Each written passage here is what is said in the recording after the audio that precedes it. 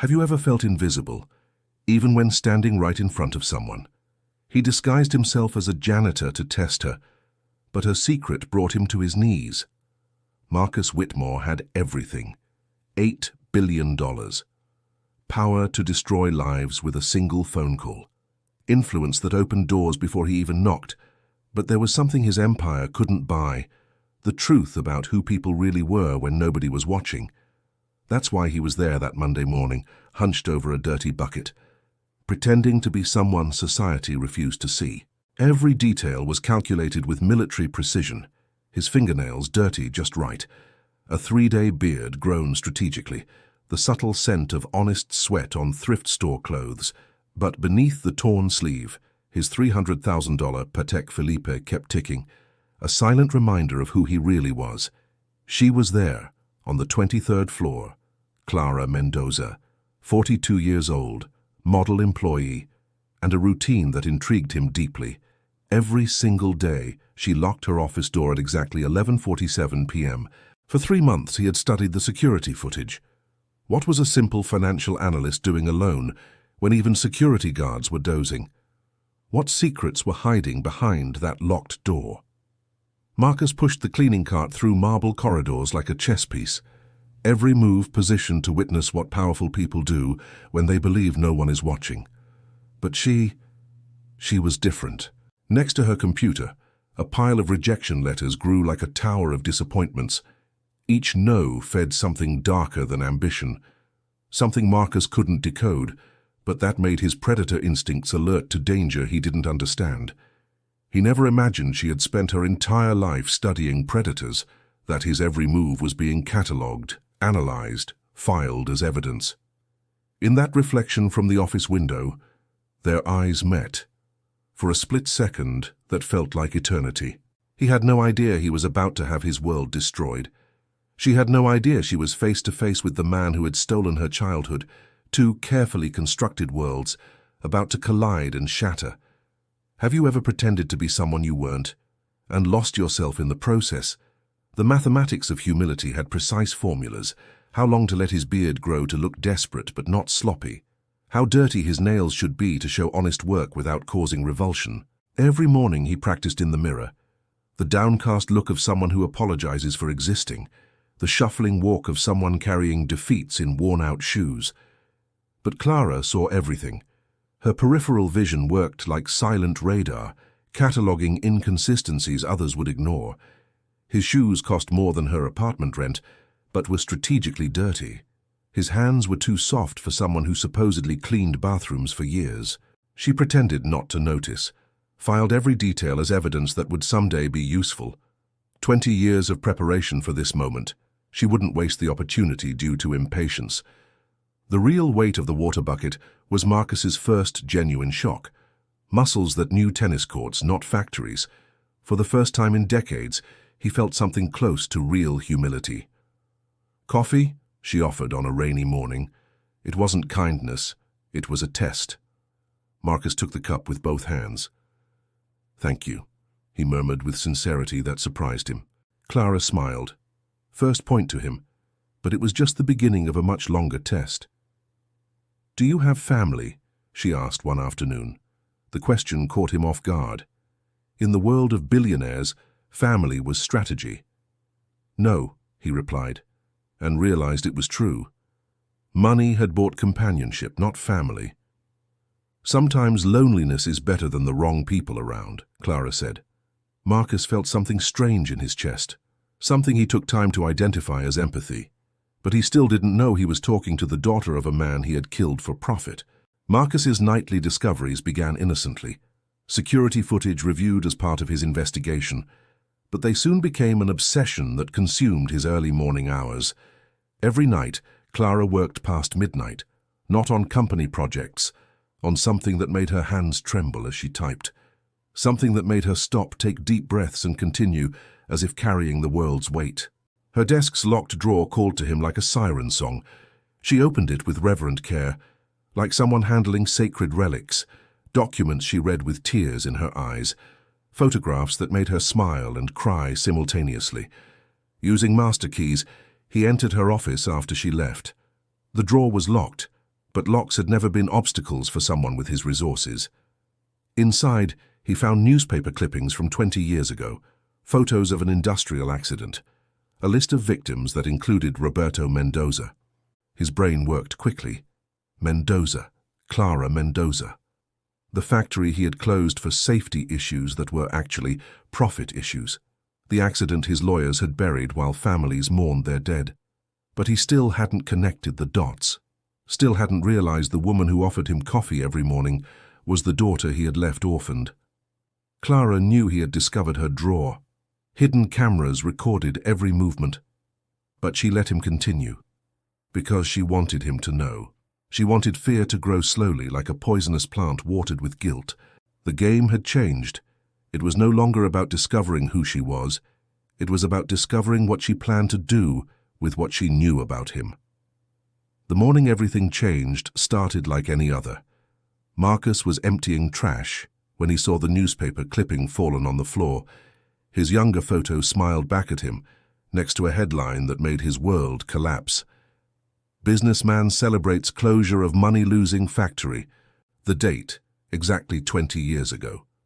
The location, Mendoza Steelworks.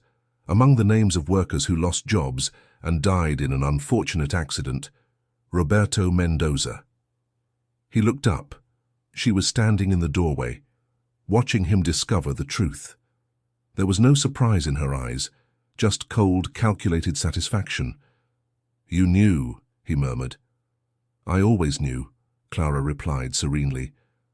"The question is, what are you going to do now that you know I know?" The janitor disguise dissolved, his shoulders straightened, his voice regained authority. "What do you want?" Clara smiled without humor.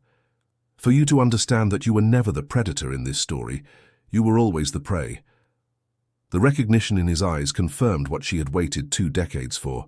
He remembered the factory, remembered the destroyed families, remembered choosing profit over human lives. "Your father," he began, "died because you decided safety equipment was too expensive," she completed, "left a 22-year-old daughter alone. But that daughter grew up, studied, prepared herself, and now she has you exactly where she always wanted you." The factory that built Marcus's fortune stretched like an industrial cemetery. 23 workers lost their lives that Tuesday morning, not by accident, by deliberate negligence. Safety inspections cost money, protective equipment decreased profits. Marcus had done the cold math. It was cheaper to pay settlements than invest in human lives, except he never paid the settlements. In Clara's evidence box, her father's dented helmet held the place of honor, still cracked by the beam that fell because supports hadn't been inspected in 3 years, still stained with blood of a man who worked 60 hours a week to support a college daughter. Roberto Mendoza, quality supervisor, the man who had sent 17 reports warning about structural problems that were ignored, the employee who threatened to stop production if corrections weren't made, the man who was fired on the eve of the accident, but returned to save colleagues when he heard the first crash. The law degree on Clara's wall wasn't just a diploma. It was a declaration of war. Every grade, every sleepless night had been fueled by a promise made before a grave. "Do you remember his name?" Clara asked, spreading factory photographs. "No," Marcus admitted. "Roberto Mendoza, my father, the man who died trying to warn you about dangers you ignored." She opened a folder with legal documents. Insurance contracts altered weeks before the accident. Inspections cancelled, bribes paid to officials to look the other way. "I have everything," she said calmly. 20 years of evidence. And now, I finally have you. Marcus's genuine attraction to Clara was clouding his judgment. Even knowing who she was, even understanding that every conversation was a trap, he couldn't stay away. Clara fought her own internal war. 20 years of carefully cultivated hatred fought against something unexpected, the humanity she saw emerging when his masks fell. The coffee ritual had become sacred between them. Every day at 9 a.m. she prepared 2 cups. "Why didn't you run?" she asked on a rainy morning. "Where would I run?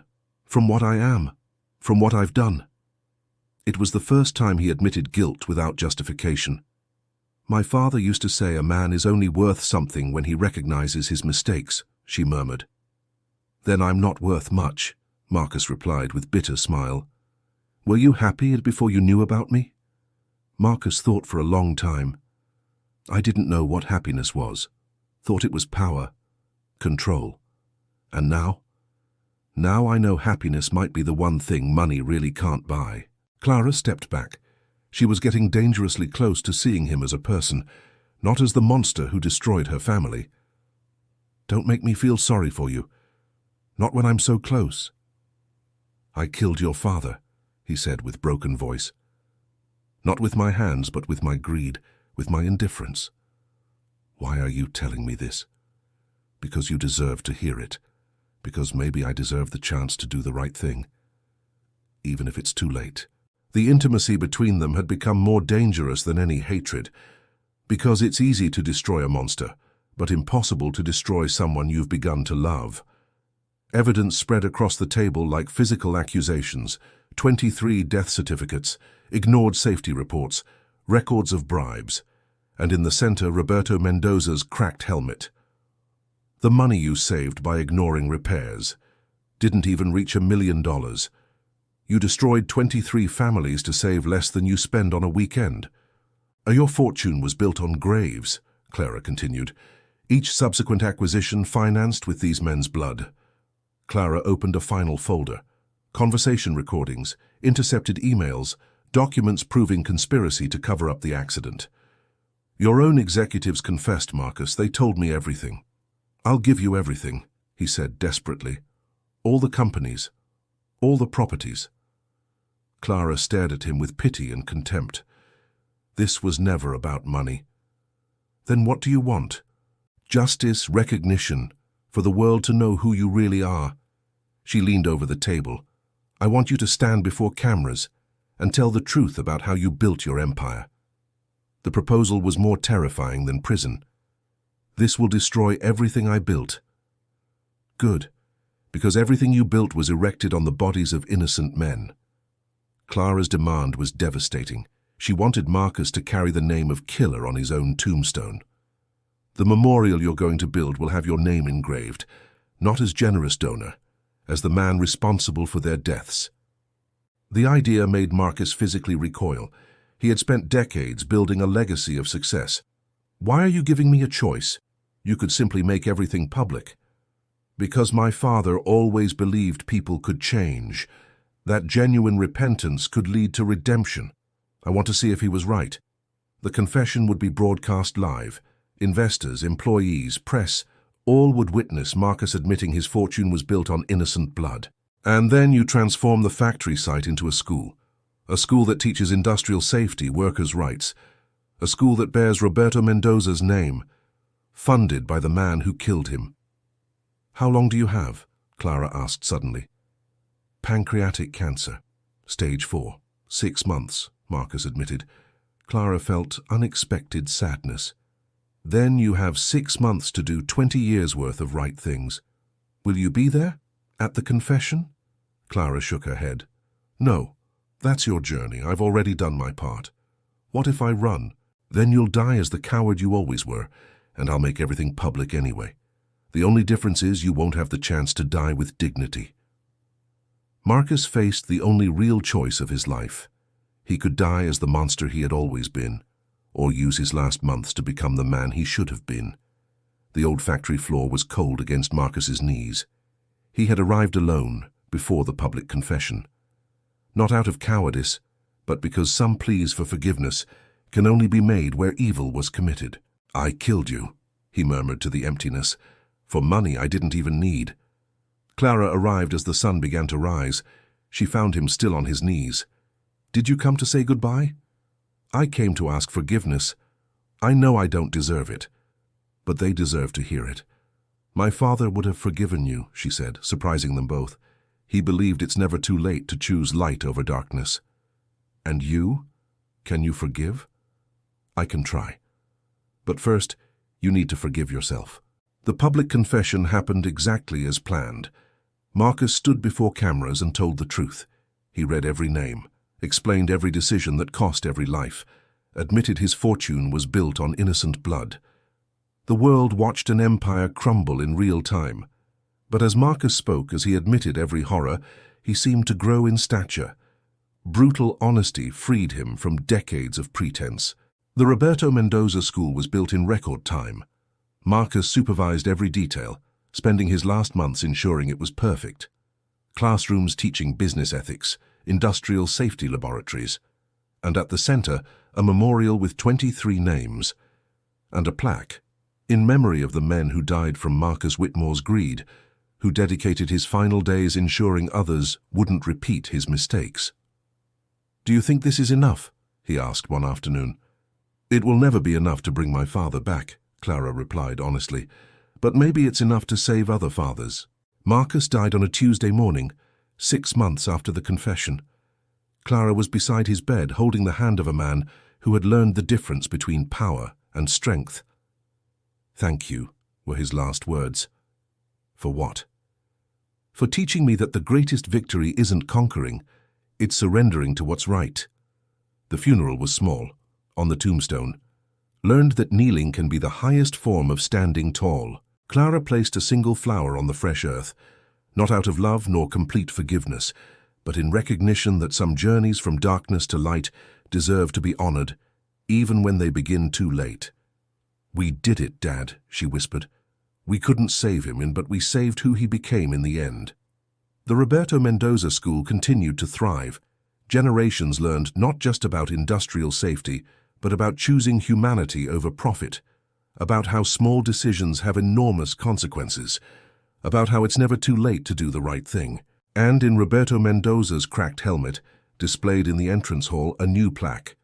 "Some victories aren't won by force, but by remembering those we loved enough to fight for, even after they're gone." Did this story touch you? Have you ever felt that justice and forgiveness can walk together, even when the path is painful? Sometimes the greatest victories don't come from destroying our enemies, but from helping them find their lost humanity.